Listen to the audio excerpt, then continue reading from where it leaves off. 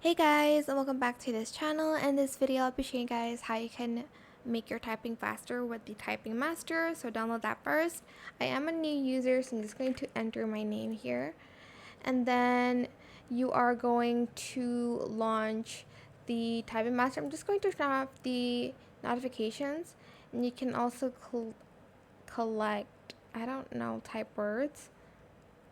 I'm not going to launch it every time, and I'm going to press launch to launch the course. Then I'm just going to select start now with this course here, and I'm just going to select start now. And then you can also change the course here.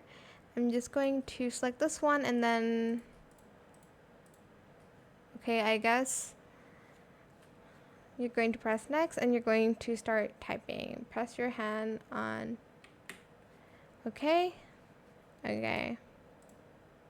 That's basically where I put mine anyways. And then begin drill, space, oop, oh. And then that's pretty much how you can kind of learn how to type in Typing Master. And that is it for this video. I hope it was helpful for you guys. Don't forget to like, comment, share, and also subscribe to this channel if you haven't done that already.